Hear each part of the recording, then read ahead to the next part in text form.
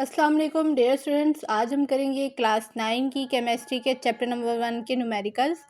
तो आप इन न्यूमेरिकल्स की भी बहुत अच्छे से प्रैक्टिस कर लीजिएगा। इन न्यूमेरिकल्स में से एक या दो न्यूमेरिकल तो लाजमी आपके लगेंगे, लेकिन आपके पास कंपाउंड जो है वो चेंज होकर आ सकता है।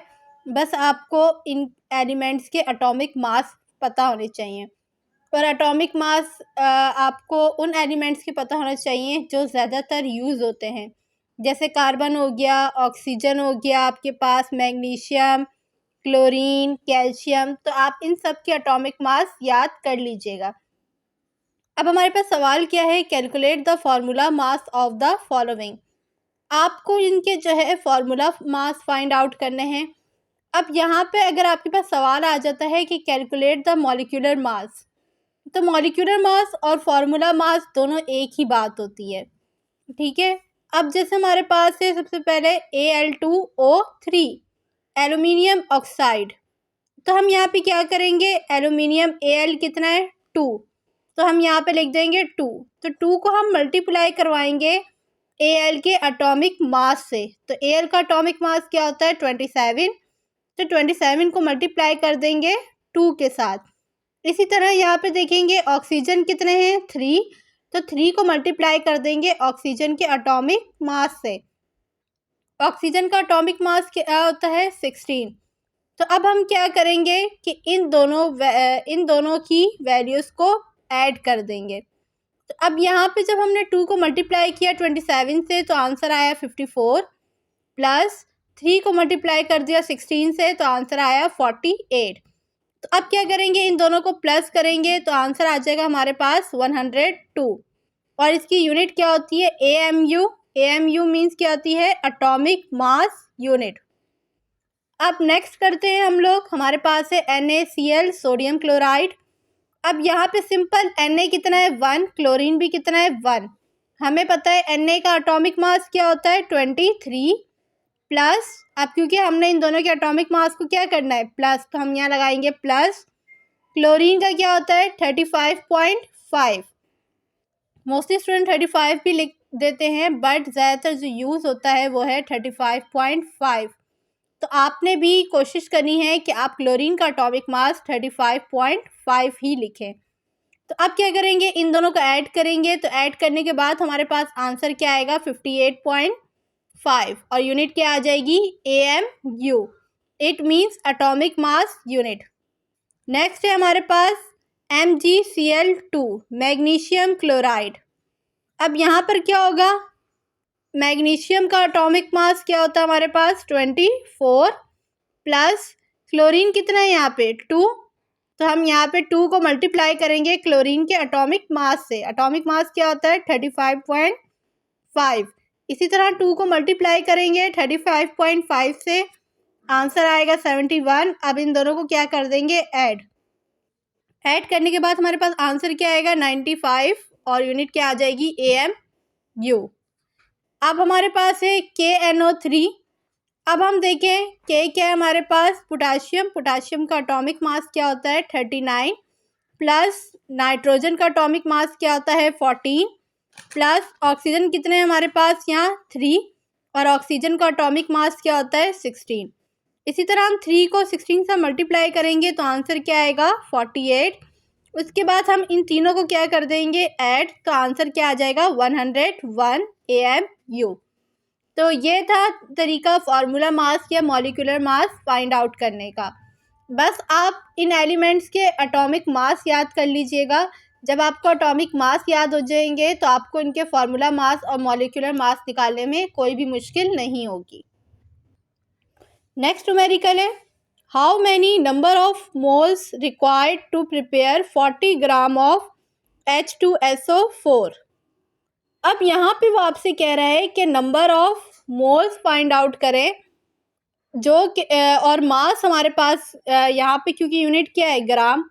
ग्राम हमें पता है किसकी यूनिट होती है मास की, और किसका गिवन है H2SO4 का। तो आपने न्यूमेरिकल्स को एक बिल्कुल कंप्लीट उसके मेथड के साथ सॉल्व करना है। तो आप क्या करेंगे, सबसे पहले डेटा की हेडिंग डालेंगे। डेटा में हमारे पास दो चीज़ें होती हैं, एक होता है गिवन डेट जो हमें गिवन होता है और दूसरा फाइंड जो हमने मालूम करना होता है। तो हमने डेटा में सबसे पहले हेडिंग शो की गिवन डैट, हमें क्या गिवन है, मास इन ग्राम, हमें मास गिवन है ग्राम में कितना, 40 ग्राम।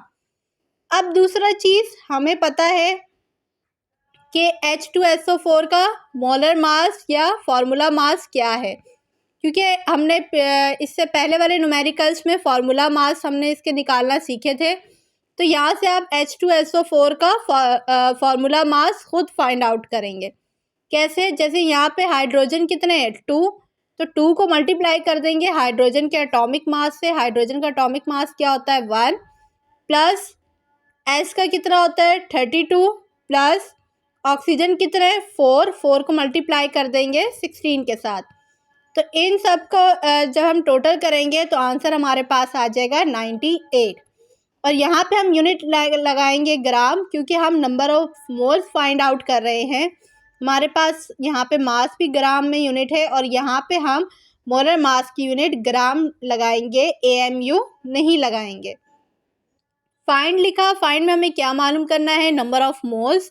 नंबर ऑफ मोल्स को हम N से भी शो करते हैं, हमने क्वेश्चन मार्क लगा दिया। सॉल्यूशन लिखा बाय यूजिंग फार्मूला, कि हम फार्मूला यूज़ कर रहे हैं। फार्मूला क्या होता है, number of moles is equal to mass in gram divided by molar mass. तो यहाँ पे हमारे पास मास क्या गिवन है, 40 डिवाइडेड बाय मोलर मास कितना आया था हमारे पास, 98।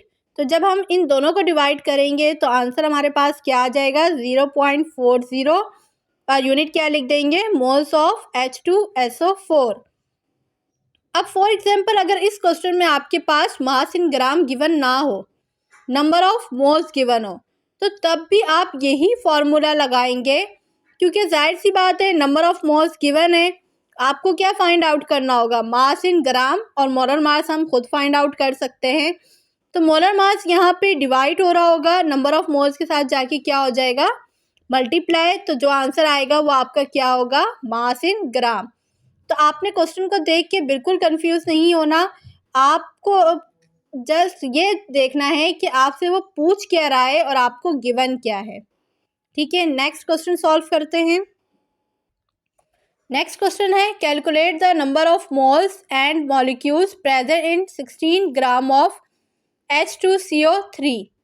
अब यहाँ पर हमसे देखें दो चीज़ें पूछ रहा है, एक तो वो पूछ रहा है नंबर ऑफ मोल्स, सेकंड चीज़ क्या पूछ रहा है, मॉलिक्यूल्स, नंबर ऑफ मॉलिक्यूल्स।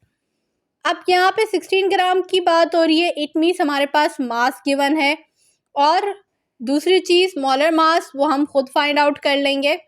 तो डेटा लिखा, डेटा के बाद गिवन डेट कि हमारे पास क्या चीज़ गिवन है, मास इन ग्राम जो कि कितना है, 16 ग्राम। सेम मोलर मास निकालेंगे, या आप यहाँ पे फॉर्मूला मास भी लिख सकते हैं।